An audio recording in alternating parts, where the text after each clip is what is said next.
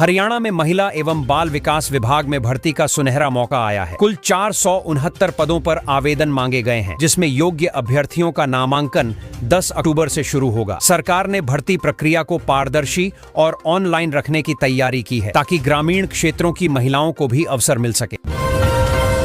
हरियाणा सरकार ने अस्पतालों में बड़ा फैसला लिया है। अब सरकारी अस्पतालों में जरूरतमंद मरीजों को हर जरूरी दवा मिलेगी और टेस्ट कराने में कोई दिक्कत नहीं आएगी। स्वास्थ्य सेवाओं को मजबूत करने के लिए ये कदम उठाया गया है, ताकि गरीब मरीजों को निजी लैब या मेडिकल स्टोर पर निर्भर न रहना पड़े। IIMT में आयोजित किसान मेले में किसानों ने नई तकनीकें सीखी। विशेषज्ञों ने बताया कि अब फसल उत्पादन बढ़ाने के लिए ड्रोन और आधुनिक सिंचाई प्रणाली का प्रयोग जरूरी है। सरकार भी ऐसे आयोजनों को प्रोत्साहन दे रही है, ताकि किसान डिजिटल खेती की ओर कदम बढ़ा सकें और कम लागत में ज्यादा उत्पादन ले सकें। हरियाणा में मौसम में बड़ा बदलाव देखने को मिलेगा। आज से हवा में ठंडक बढ़ेगी और तापमान में गिरावट दर्ज की जाएगी। मौसम विभाग के मुताबिक आने वाले दिनों में हल्की बारिश भी हो सकती है। किसानों को सलाह दी गई है कि वे अपनी फसलों की कटाई और पराली प्रबंधन समय से करें, ताकि नुकसान न हो। राज्य में पराली जलाने से जुड़ी घटनाओं में इस बार 95% की कमी आई है। पर्यावरण विभाग ने बताया कि किसानों को वैकल्पिक मशीनें उपलब्ध कराई गईं और प्रशासनिक निगरानी भी बढ़ाई गई। इसका असर यह हुआ कि पिछले साल के मुकाबले इस बार वायु गुणवत्ता में सुधार देखने को मिला है। फरीदाबाद में सूरजकुंड दीपावली मेले का समापन हुआ, जिसमें डिजिटल इंडिया की झलक देखने को मिली। मेले में स्मार्ट भुगतान, ई-शॉप और तकनीकी प्रदर्शन के स्टॉल लगे थे। इस बार युवाओं ने स्टार्टअप उत्पादों की भी बिक्री की। आयोजन ने दिखाया कि परंपरा और तकनीक का संगम कैसे किया जा सकता है। रेवाड़ी जिले में बढ़ते प्रदूषण को रोकने के लिए प्रशासन ने बड़ी योजना बनाई है। धारूहेड़ा क्षेत्र में एंटी स्मॉग गन लगाई जाएगी, ताकि हवा में फैल रहे धूलकणों को रोका जा सके। इसके साथ ही शहरों में पुराने वाहनों की जांच और प्रदूषण नियंत्रण अभियान भी चलाया जाएगा। हरियाणा के 2 जिलों में प्रशासन ने 15 लाख पुराने वाहनों के संचालन पर रोक लगाने की तैयारी की है। यह निर्णय प्रदूषण कम करने के लिए लिया गया है। इसके तहत जिन वाहनों का फिटनेस सर्टिफिकेट नहीं होगा, उन्हें सड़कों पर नहीं चलने दिया जाएगा। योजना जल्द लागू होगी। हरियाणा टीईटी का रिजल्ट इसी हफ्ते जारी हो सकता है। परीक्षा जुलाई में हुई थी और परिणाम में देरी से उम्मीदवारों में बेचैनी है। शिक्षा विभाग ने कहा है कि जांच प्रक्रिया पूरी कर ली गई है, बस फाइनल सत्यापन के बाद रिजल्ट वेबसाइट पर अपलोड किया जाएगा। हरियाणा में स्वास्थ्य विभाग अब कफ सिरप की जांच करवा रहा है। विभाग की मंत्री आरती राव ने कहा कि जो भी कंपनियां मानक पर खरी नहीं उतरेंगी, उनके उत्पादों पर प्रतिबंध लगाया जाएगा। यह कदम बच्चों की सुरक्षा और दवाओं की गुणवत्ता बनाए रखने के लिए उठाया गया है। 12वीं की परीक्षा के दौरान हरियाणा में 4 छात्र नकल करते हुए पकड़े गए हैं। उड़न दस्ते ने औचक निरीक्षण में ये मामले पकड़े और तुरंत कार्रवाई की। शिक्षा विभाग ने साफ किया है कि परीक्षा में अनुशासन तोड़ने वालों के खिलाफ सख्त कदम उठाए जाएंगे, ताकि निष्पक्ष माहौल रहे। पंजाब और हरियाणा के कई हिस्सों में हुई बारिश के बाद तापमान में गिरावट दर्ज की गई है। लोगों को सुबह और रात में हल्की ठंड महसूस होने लगी है। मौसम विभाग का कहना है कि यह बारिश खरीफ फसलों के लिए लाभदायक रहेगी, लेकिन अत्यधिक ठंड से बचाव की तैयारी भी जरूरी है। गुरुग्राम एक्सप्रेसवे पर कुछ युवाओं द्वारा आतिशबाजी का वीडियो वायरल हुआ है। बताया जा रहा है कि यह अमीर परिवारों के बच्चों का कारनामा है। पुलिस ने वीडियो के आधार पर जांच शुरू की और ऐसे लोगों पर सख्त कार्रवाई की चेतावनी दी है, ताकि सड़क सुरक्षा बनी रहे। बारिश के बाद दिल्ली गुरुग्राम हाईवे पर भारी जाम लग गया। दफ्तर जाने वाले लोगों को घंटों तक गाड़ियों में फंसे रहना पड़ा। प्रशासन ने कहा कि जल भराव की वजह से यातायात धीमा पड़ा, लेकिन भविष्य में ऐसी स्थिति से बचने के लिए ड्रेनेज सुधार पर काम किया जा रहा है। डेंगू के बढ़ते मामलों को देखते हुए स्वास्थ्य विभाग ने सख्ती की है। गुरुग्राम में डेंगू लार्वा मिलने पर 8,760 घरों को नोटिस भेजे गए हैं और 12,000 से अधिक घरों में रैपिड फीवर टेस्ट कराया गया है। अधिकारी लोगों से साफ सफाई रखने की अपील कर रहे हैं। गुरुग्राम में आयोजित कार्यक्रम में राजरानी मल्होत्रा ने कहा कि महर्षि वाल्मीकि समाज में समरसता और सद्भाव का संदेश देते हैं। उन्होंने लोगों से उनके आदर्शों को अपनाने की अपील की, ताकि समाज में समानता और भाईचारे का वातावरण बने और भेदभाव मिटे।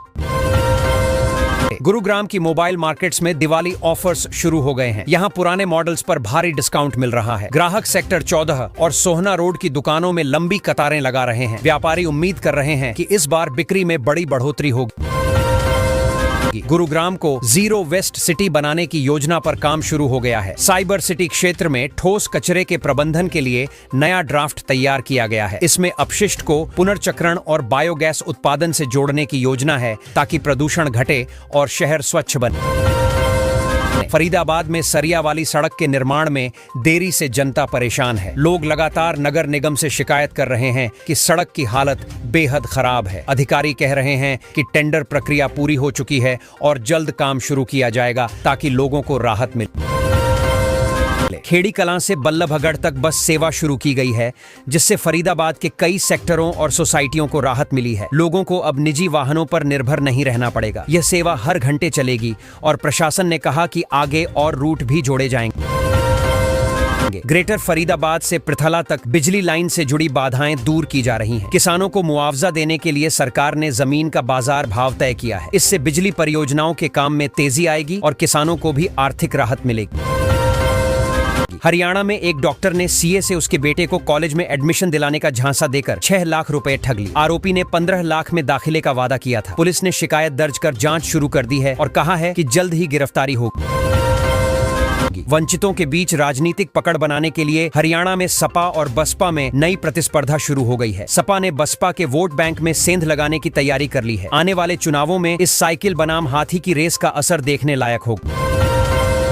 दीपावली पर बिजली निगम ने पूरी तैयारी कर ली है। इस बार गुरुग्राम के उपभोक्ताओं को त्योहारों में बिजली कट की टेंशन नहीं रहेगी। निगम ने कहा है कि 24 घंटे लगातार सप्लाई दी जाएगी और मेंटेनेंस टीमें चौकन्नी रहेंगी ताकि किसी भी इलाके में अंधेरा न हो। फरीदाबाद के तिगांव में पीएम श्री गर्ल्स स्कूल बनकर तैयार है। 3 मंजिला इस इमारत में 30 कमरे हैं। लाइब्रेरी, साइंस लैब और स्मार्ट क्लास की सुविधाएं भी दी गई हैं। अब इलाके की बेटियों को पढ़ाई के लिए दूर नहीं जाना पड़ेगा। हर सुविधा यहीं मिलेगी। फरीदाबाद के किसानों के लिए बड़ी राहत आई है। अब यमुना पार करने में परेशानी नहीं होगी। सरकार ने घोषणा की है कि 2 नए पंटून पुल बनाए जाएंगे। इससे खेतों तक पहुंचना आसान होगा और समय ईंधन दोनों की बचत होगी। किसान बहुत खुश हैं। हरियाणा रोडवेज में अप्रेंटिस पदों के लिए आवेदन शुरू हो गए हैं। युवाओं के लिए ये अच्छा मौका है क्योंकि ट्रेनिंग के बाद सरकारी नियुक्ति की संभावना भी रहती है। आवेदन ऑनलाइन लिए जा रहे हैं और अंतिम तारीख जल्द घोषित की जाएगी। हरियाणा में अप्रेंटिस भर्ती 2025 के तहत 20,000 से ज्यादा पदों पर आवेदन मांगे गए हैं। यह राज्य सरकार की बड़ी पहल मानी जा रही है ताकि युवाओं को रोजगार और स्किल ट्रेनिंग दोनों मिल सकें। आवेदन प्रक्रिया पूरी तरह डिजिटल रखी गई। हरियाणा पावर में असिस्टेंट इंजीनियर की वैकेंसी निकली है। उम्र सीमा 42 साल तक रखी गई है और वेतन पैकेज आकर्षक बताया जा रहा है। उम्मीदवारों से कहा गया है कि वे पात्रता और शैक्षणिक योग्यता ध्यान से जांच कर आवेदन करें। हरियाणा सरकार ने महिला कर्मचारियों के लिए बड़ी राहत दी है। अब आकस्मिक अवकाश नियमों में बदलाव किया गया है। पहले जो छुट्टियां सीमित थीं, अब उनकी संख्या बढ़ाई गई है ताकि महिलाएं पारिवारिक और व्यक्तिगत जिम्मेदारियों को बेहतर ढंग से संभाल सकें। हरियाणा के मुख्यमंत्री नायब सिंह सैनी जापान रवाना हो गए हैं। उनका उद्देश्य है राज्य में विदेशी निवेश को आकर्षित करना। वे जापानी कंपनियों के साथ मीटिंग करेंगे ताकि हरियाणा में इंडस्ट्रियल और टेक्नोलॉजी सेक्टर में नए अवसर पैदा हों। दिन रात दिल्ली गुरुग्राम एक्सप्रेसवे की मरम्मत का काम शुरू हो गया है। ट्रैफिक जाम से राहत के लिए अलग अलग टीमें बनाई गई हैं। मरम्मत के दौरान वैकल्पिक रूट भी तय किए गए हैं ताकि यात्रियों को कम से कम परेशानी। चंडीगढ़ और पंचकूला से गुरुग्राम पहुंचना अब पहले से आसान हो गया है। पहले जहां 8 घंटे लगते थे, अब नया रूट खुलने के बाद सिर्फ 6 घंटे में सफर पूरा होगा। इस बदलाव से रोजाना आने जाने वालों को 2 घंटे की बड़ी राहत मिलेगी।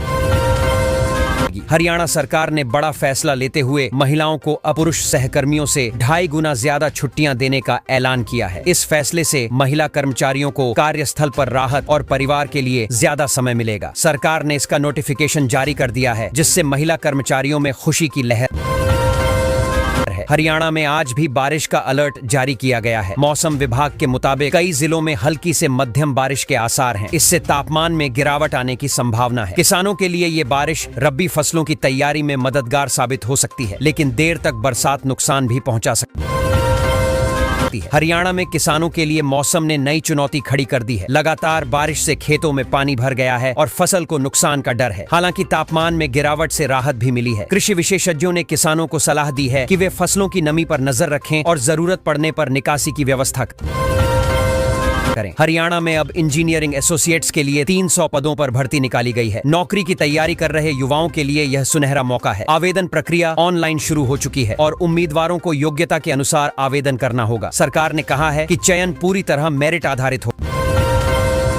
HKCL की ओर से हरियाणा टैलेंट सर्च एग्जामिनेशन के लिए रजिस्ट्रेशन शुरू कर दिए गए हैं। इस परीक्षा के माध्यम से राज्य के होनहार छात्रों को पहचानने और उन्हें स्कॉलरशिप देने का मौका मिलेगा। छात्रों को ऑनलाइन फॉर्म भरने की सुविधा दी गई है। अभिभावकों में भी इसको लेकर उत्साह दिख रहा है। हरियाणा के शिक्षकों के लिए खुशखबरी आई है। शिक्षा विभाग ने हेड टीचर पद पर कई शिक्षकों को प्रमोशन दे दिया है। लंबे समय से पदोन्नति का इंतजार कर रहे शिक्षकों को इस निर्णय से राहत मिली है। विभाग ने कहा है कि यह प्रमोशन सीनियरिटी और परफॉर्मेंस के आधार पर किया गया है। हरियाणा के एक जिले में नया केंद्रीय विद्यालय खुलने जा रहा है। इससे स्थानीय छात्रों को अब दूर शहरों में पढ़ने की जरूरत नहीं पड़ेगी। सरकार ने जमीन आवंटन प्रक्रिया पूरी कर ली है और निर्माण कार्य जल्द शुरू होगा। यह विद्यालय आधुनिक सुविधाओं से लैस होगा।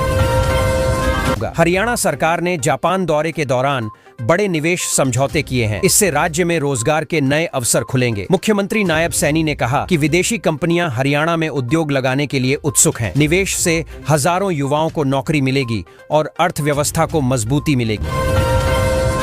फरीदाबाद में सूरजकुंड दिवाली मेला धूमधाम से चल रहा है। 4 दिन में 20,000 से ज्यादा पर्यटक यहां पहुंच चुके हैं। मेले में मक्का के छिलकों से बने अनोखे उत्पाद लोगों को खूब आकर्षित कर रहे हैं। स्थानीय कारीगरों और हस्तशिल्पकारों को भी इससे अच्छा कारोबार मिल रहा है। फरीदाबाद की सड़कों पर आवारा पशुओं ने लोगों का जीना मुश्किल कर दिया है। आए दिन सड़क हादसों में लोग घायल हो रहे हैं। स्थानीय निवासियों ने नगर निगम से सख्त कार्रवाई की मांग की है। निगम का कहना है कि टीम गठित कर पशुओं को पकड़ने की प्रक्रिया शुरू की जा चुकी है। फरीदाबाद के एक इलाके में प्रशासन ने बड़ी कार्रवाई करते हुए 10 एकड़ जमीन पर बने अवैध घरों को ध्वस्त कर दिया। बताया जा रहा है कि यहां बिना अनुमति कॉलोनी विकसित की जा रही थी। प्रशासन ने चेतावनी दी है कि ऐसे अवैध निर्माण करने वालों पर कड़ी कार्रवाई होगी। फरीदाबाद में साइबर ठगी के मामलों में लगातार बढ़ोतरी हो रही है। पुलिस के पास शिकायतों का अंबार लग गया है, लेकिन स्टाफ की कमी बड़ी चुनौती बनी हुई है। एक इन्वेस्टिगेशन ऑफिसर पर औसतन 14 केसों की जिम्मेदारी है। पुलिस ने सरकार से अतिरिक्त स्टाफ की मांग की है। गुरुग्राम में ओल्ड मेट्रो रूट के पिलर निर्माण का काम शुरू हो गया है। इससे मेट्रो कनेक्टिविटी को बढ़ावा मिलेगा और शहर के पुराने इलाकों में आवागमन आसान होगा। अधिकारियों का कहना है कि काम समय से पूरा करने की तैयारी है ताकि जल्द यात्रियों को सुविधा मिल सके। गुरुग्राम जिला अस्पताल में मरीजों और उनके परिजनों के लिए नया आश्रय सदन बनाया जाएगा। इससे बाहर से आने वाले लोगों को ठहरने में सुविधा होगी। अस्पताल प्रशासन ने भवन निर्माण की प्रक्रिया शुरू कर दी है। योजना के तहत साफ सुथरे कमरे और भोजन की व्यवस्था भी की जाएगी। गुरुग्राम में शराब पीकर वाहन चलाने के मामलों में पुलिस ने सख्ती दिखाई है। 25 महिलाओं को ड्रिंक एंड ड्राइव करते हुए पकड़ा गया, जिनमें से 2 की गाड़ियां जब्त कर ली गईं। पुलिस ने भारी चालान काटे और कहा कि सुरक्षा नियमों का उल्लंघन किसी हाल में बर्दाश्त नहीं किया जाएगा। गुरुग्राम में DLF फेज 1 से 5 तक अवैध निर्माणों पर सुप्रीम कोर्ट में आज सुनवाई होगी। प्रशासन ने 45 मकानों को मार्क कर लिया है। कोर्ट से जो भी आदेश आएगा उसके बाद कार्रवाई की जाएगी। स्थानीय निवासियों में फैसले को लेकर चिंता और उत्सुकता दोनों बनी हुई है।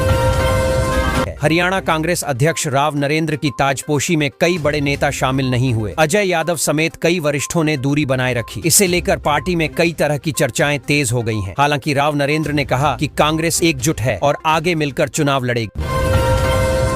हरियाणा में डेंगू के मामलों में तेजी से बढ़ोतरी हो रही है। अब तक मरीजों की संख्या 900 पार कर गई है। रेवाड़ी जिला सबसे ज्यादा प्रभावित है। स्वास्थ्य विभाग ने कहा है कि मच्छर नियंत्रण के लिए अभियान चलाया जा रहा है और अस्पतालों में पर्याप्त दवाइयां उपलब्ध कराई गई हैं। हरियाणा में महिला एवं बाल विकास विभाग में भर्ती का सुनहरा मौका आया है। कुल 469 पदों पर आवेदन मांगे गए हैं, जिसमें योग्य अभ्यर्थियों का नामांकन 10 अक्टूबर से शुरू होगा। सरकार ने भर्ती प्रक्रिया को पारदर्शी और ऑनलाइन रखने की तैयारी की है, ताकि ग्रामीण क्षेत्रों की महिलाओं को भी अवसर मिल सके।